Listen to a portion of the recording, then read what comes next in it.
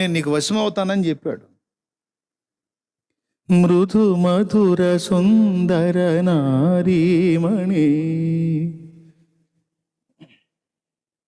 యద పవళించు నా ప్రాణేశ్వరి. వీడేంది డ్యూయట్ పాడుతున్నాడు అనుకోవాకండి, ఇది పరమగీత వర్ణన. ఒక్క చూపుతో నీ వాడనైతి, ఒక్క పిలుపుతో నీ వశమైతి. గుర్తొచ్చిందా? పావురమానా పావురమా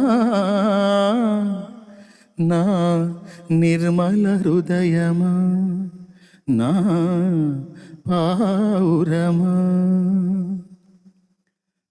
నువ్వు నా వైపు చూస్తే నేను నీకెళ్ళి చూస్తాను అన్నాడు.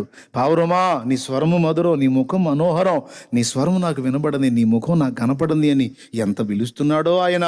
ఆ ఒక్కని పక్కన పెట్టి మిగిలిన చెత్త అంతా దేవులాడతాం. మన బతుకులే విట్టదగలబడ్డాయి. అన్నీ నా దగ్గర ఉన్నాయి రా బాబు, నా దగ్గరికి రండి నాయనా, నా దగ్గరికి రా తల్లి, నా వైపు చూడు, నన్ను కోరుకో అని దేవుడు చెప్తుంటే, ఉండు ప్రభా నువ్వు ఏడికి పోతావు కానీ లోకం అంతా పోతుంది అని ఆ ఒక్కడిని పక్కన పెట్టి మిగిలిన చెత్త అంతా కోరుకొని బ్రతుకులన్నీ ఇట్లా తెల్లార్చుకుంటున్న పరిస్థితి.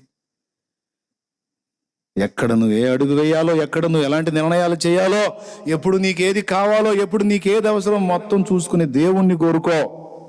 ఆయనకి విలువనివ్వు, ఆయనకు ప్రధాన స్థానం ఇవ్వు, ఆయనకు భయపడు. ఇక దేనికి భయపడనివ్వడు నిన్ను, అన్నిటికీ చాలినవాడు. అర్థమైంది అనుకుంటున్నాను.